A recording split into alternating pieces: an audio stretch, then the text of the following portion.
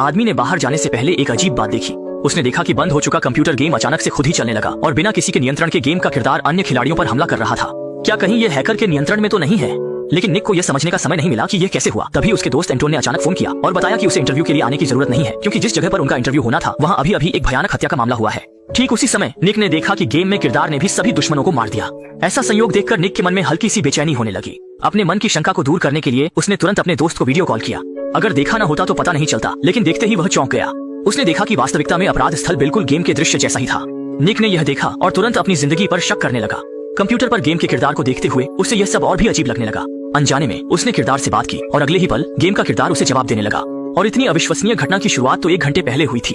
आज निक का जन्मदिन था और उसकी गर्लफ्रेंड शाओमी ने उसे एक शिकार राइफल उपहार में दी थी। असली बंदूक को देखकर निक तुरंत ही उसे छोड़ नहीं पाया और उसे बहुत पसंद करने लगा।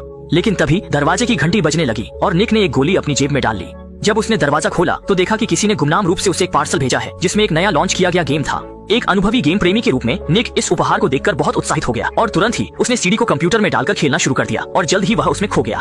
उसकी गर्लफ्रेंड ने यह देखने के लिए कि वह और गेम में कौन अधिक महत्वपूर्ण है, निक पर अपनी सुंदरता का जादू चलाया। लेकिन हैरानी की बात यह थी कि निक ने बेरहमी से खेल को ही चुना। इससे उसकी गर्लफ्रेंड बहुत नाराज हो गई और गुस्से में दरवाजा पटक कर बाहर चली गई। निक ने देखा, लेकिन उसने माफी नहीं मांगी, बल्कि और भी मजे से खेलने लगा। जब तक उसके दोस्त एंटोन ने फोन किया तब तक उसे याद आया कि उसे इंटरव्यू के लिए जाना है। इंटरव्यू का समय करीब आ रहा था और निक ने अनिच्छा से गेम को रोक दिया। लेकिन जब उसने सूट पहनकर बाहर जाने की तैयारी की तो उसने देखा कि उसकी गर्लफ्रेंड ने जाते समय दरवाजे को लॉक कर दिया था। जाहिर है उसकी गर्लफ्रेंड निक की ठंडक का बदला ले रही थी।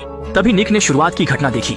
निक को विश्वास नहीं हुआ कि गेम हत्या कर सकता है। उसने सोचा कि एंटोन उसके साथ मजाक कर रहा है, इसलिए उसने एंटोन से पूछा कि क्या यह किसी फिल्म की शूटिंग हो रही है। अभी बात पूरी भी नहीं हुई थी कि खेल के किरदार ने सिर हिला दिया, जैसे वह संकेत दे रहा हो कि यह सब सच है। खेल के किरदार की पोशाक को देखते हुए निक को अचानक एक विचार आया और उसने एंटोन से एक्शन चांग के जीवित बचे व्यक्ति से हत्यारे की शक्ल और कपड़ों के बारे में पूछने को कहा। सौभाग्य से एंटोन के पीछे एम्बुलेंस में एक जीवित बचे व्यक्ति था। उस व्यक्ति ने कहा कि हत्यारा पूरी तरह से ढका हुआ था और पहचानने लायक केवल एक ही चीज थी कि हत्यारे ने बहुत ही चमकीली पीली पैंट पहनी थी और उसके हाथ में एक बड़ा गंडासा था। निक ने गेम के किरदार को देखा जो वास्तविकता में हत्यारे से पूरी तरह मेल खाता था। अब उसे भी आखिरकार यकीन हो गया कि गेम के दृश्य असलियत में उतर आए हैं। उसने जल्दी से इस अजीब घटना को अपने दोस्त को बताया, लेकिन एंटोन ने इसे बिल्कुल नहीं माना, बल्कि उसने सोचा कि निक गेम खेलते खेलते पागल हो गया है। जब निक ने जोर देकर समझाने की कोशिश की तो पुलिस अधिकारी ने आकर कहा कि गैर संबंधित लोग तुरंत वहाँ से चले जाएं। निक ने देखा और जल्दी से पुलिस अधिकारी को रोका और पूरी कहानी बताई, लेकिन पुलिस अधिकारी ने इसे सुनकर हंसी में उड़ा दिया। जब वह जाने की तैयारी कर रहा था तो उसने अचानक कुछ अजीब महसूस किया।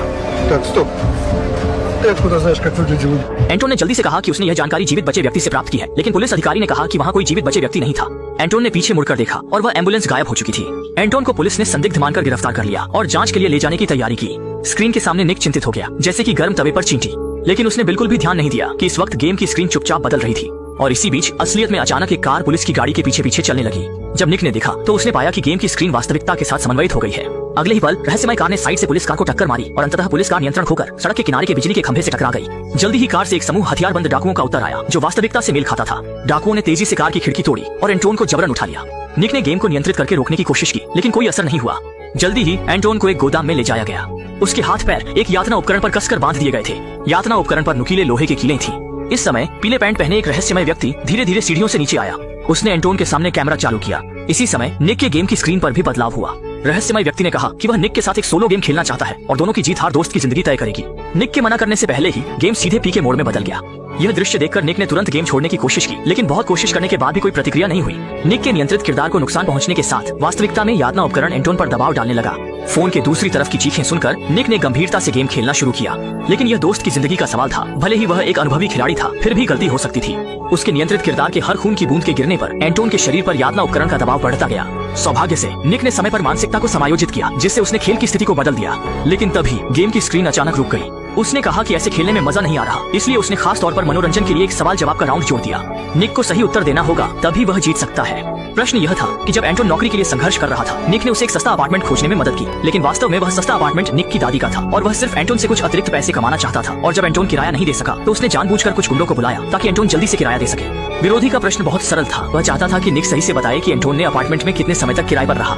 हक्का बक्का निक कभी सोच भी नहीं सकता था कि कोई यह राज जानता होगा, लेकिन उसने बहुत कोशिश की, फिर भी उसे याद नहीं आया कि एंटोन कितने समय तक रहा। प्रश्न का समय समाप्त होने के साथ निक के किरदार की खून की पट्टी भी खाली हो गई और एंटोन को यातना उपकरण ने दबाकर मार दिया। अपने दोस्त को इस तरह मरते हुए देखकर निक पूरी तरह से टूट गया।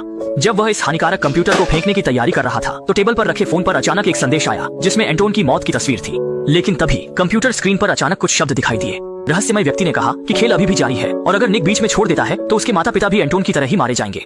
स्थिति की गंभीरता को समझते ही निक ने तुरंत याद किया से मदद लेने का सोचा।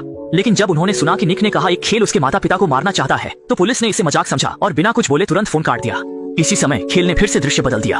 अपने माता पिता की जान खतरे में देखकर निक ने तुरंत अपने पिता को फोन किया और बताया कि खेल के पात्र उनका पीछा कर रहे हैं और उन्हें अपनी मां के साथ तुरंत भागने का संकेत दिया। पिता ने सुनकर गुस्से में आकर कहा कि यह सब खेल है और बेटा पागल हो गया है। मजबूर होकर निक ने अपनी मां को फोन किया, लेकिन जब पिता ने निक की आवाज सुनी तो उसने फोन छीनकर कॉल काट दी और बाहर जाने के लिए मुड़ गया। लेकिन पिता को यह पता नहीं था कि पास ही हत्यारा चुपचाप पीछा करता हुआ आ रहा था। पिता ने जैसे ही थकान मिटाने के लिए सिगरेट जलाने की कोशिश की, उन्हें जरा भी एहसास नहीं था कि खतरा धीरे धीरे उनके करीब आ रहा है। यह दृश्य देखकर निक ने मजबूर होकर अपने माता पिता के होटल के फ्रंट डेस्क से संपर्क किया और उनसे अनुरोध किया कि वे तुरंत जाकर स्थिति की जांच करें। पिछली स्थिति से बचने के लिए इस बार निक ने खेल का जिक्र नहीं किया, बल्कि कहा कि एक पीले पैंट पहने व्यक्ति उसके माता पिता को मारने की योजना बना रहा है। वाकई जब फ्रंट डेस्क देखने बाहर आया तभी उसने पीले पैंट पहने रहस्यमय व्यक्ति को देख लिया। लेकिन वह व्यक्ति कोई गलत हरकत नहीं कर रहा था, बल्कि निक के पिता के साथ बातचीत कर रहा था। असल में वह पीले पैंट पहने व्यक्ति पिता का दोस्त था। लेकिन निक ने अपनी सतर्कता नहीं छोड़ी। स्क्रीन पर समय केवल 5 मिनट बचा था। बेचैन निक दरवाजा तोड़कर बाहर निकलना चाहता था, लेकिन यह सब बेकार साबित हुआ। जब वह नहीं जानता था कि क्या करना है, तो उसे याद आया कि यह सब एक अनाम पार्सल से शुरू हुआ था जो डिलीवरी बॉय ने दिया था। उसने तुरंत डिलीवरी बॉय को फोन किया और पूछा कि पार्सल कहां से आया था, लेकिन बॉय को भी कोई जानकारी नहीं थी।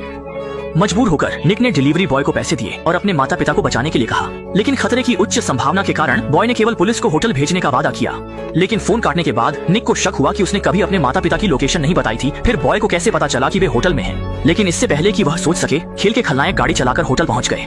मजबूर होकर निक ने फिर से फ्रंट डेस्क को फोन किया, लेकिन जैसे ही कॉल कनेक्ट हुई उसने होटल से गोली चलने की आवाज सुनी और फोन का सिग्नल खो गया।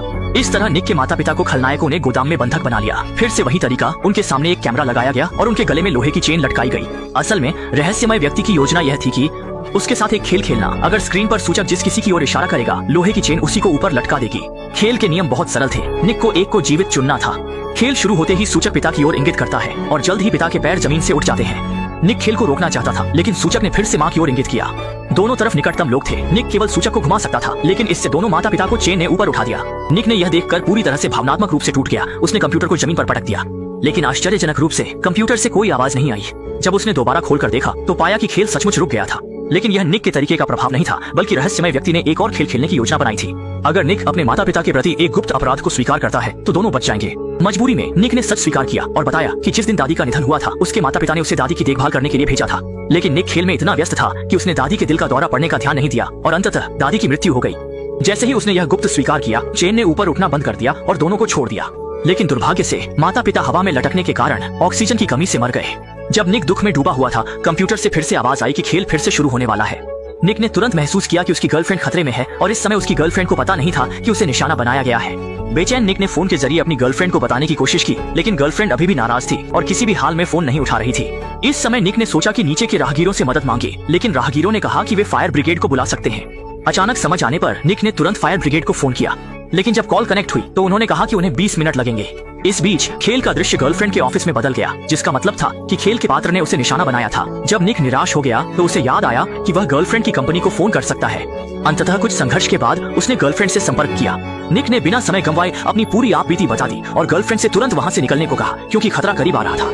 फोन पर निक की चिंतित आवाज सुनकर गर्लफ्रेंड ने निक की बात पर विश्वास किया और जल्दी से कंपनी छोड़ दी। उसने टैक्सी ली और घर जाने लगी। लेकिन घर पर निक ने हैरान होकर देखा कि टैक्सी चालक वास्तव में रहस्यमय व्यक्ति के भेष में था। यह देखकर निक ने तुरंत अपनी गर्लफ्रेंड को फोन किया और बताया कि ड्राइवर वही रहस्यमय व्यक्ति है जो भेष बदल कर आया है। इसलिए जैसे ही लाल बत्ती का इंतजार कर रही थी, शाओमी ने तेजी से कार का दरवाजा खोलकर भाग निकली और जैसा कि उम्मीद थी, वह व्यक्ति तुरंत उसके पीछे दौड़ा। वह तुरंत पीछे दौड़ा और शाओमी ने तुरंत 200 किलोमीटर प्रति घंटे की रफ्तार से दौड़ लगाई। समय रहते पीछा करने वाले के पास पहुंचने से पहले ही घर लौट आई। लेकिन अभी चैन की सांस भी नहीं ली थी कि दरवाजे पर दस्तक सुनाई दी। निक ने दरवाजे पर पूछताछ की और पाया कि वे फायर ब्रिगेड थे। निक ने कहा कि दरवाजा खुल सकता है, लेकिन वे अंदर आकर सुरक्षा की पुष्टि करना चाहते थे। मजबूर होकर निक ने दरवाजा खोला, लेकिन यह लोग वास्तव में डाकू थे, जिन्होंने बिना कुछ कहे ही निक और उसकी गर्लफ्रेंड को पकड़ लिया। फिर कंप्यूटर निक को दे दिया और कहा कि इस बार एक सामूहिक खेल खेलना है, जिसमें सबसे ज्यादा अंक पाने वाला व्यक्ति शाओमी को हासिल करेगा। अपनी गर्लफ्रेंड को इन लोगों के हाथ लगने से बचाने के लिए निक पूरी तरह से ध्यान केंद्रित किए रहा। जरा भी ढिलाई नहीं बरती, जरा सा भी ढिलाई नहीं बरती और उसके अंक भी तेजी से सबसे ऊपर पहुंच गए। लेकिन अचानक उसका खेल स्क्रीन लॉक हो गया, जबकि अन्य का खेल जारी रहा। इस समय सिस्टम ने निक से एक ऐसा राज बताने को कहा जिससे उसकी गर्लफ्रेंड बिल्कुल टूट जाए। मजबूर होकर निक ने स्वीकार किया कि कुछ साल पहले गर्लफ्रेंड गलती से उसके बच्चे के साथ गर्भवती हो गई थी। लेकिन निक ने गर्लफ्रेंड को काम करने और उसे समर्थन देने के लिए पानी में दवा मिलाई, जिससे गर्लफ्रेंड का गर्भपात हो गया।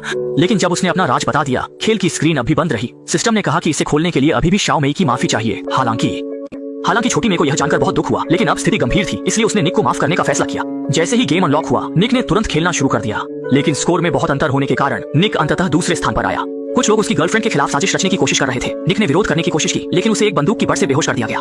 जब निक फिर से होश में आया तो वह एक गोदाम में कैद था। इस समय गेम में एक रहस्यमय व्यक्ति भी सामने आया। वह एक सफेद बालों वाला बूढ़ा आदमी था, लेकिन निक उसे बिल्कुल नहीं पहचानता था। फिर बूढ़े ने निक को पीछे मुड़कर देखने के लिए कहा। सामने का दृश्य देखकर वह स्तब्ध रह गया। मृत रिश्तेदार और दोस्त अजीब ढंग से यहाँ प्रकट हो गए। तभी सबने सच बताया। असल में वे पहले से ही निक के किए गए गंदे कामों के बारे में जानते थे।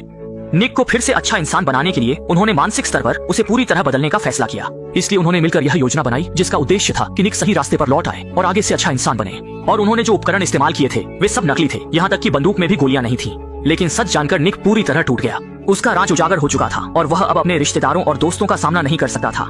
तभी उसे अपनी जेब में गोलियों का ध्यान आया और उसने बिना कुछ कहे उन्हें निकालकर बंदूक में डाल दिया। उस दिन की घटनाएं बहुत ज्यादा उत्तेजक थी। टूटे हुए निक ने बंदूक का मुंह अपनी ओर कर दिया। अगले ही पल उसने ट्रिगर दबा दिया। एक साफ आवाज के साथ गोली चली और फिल्म का अंत हो गया।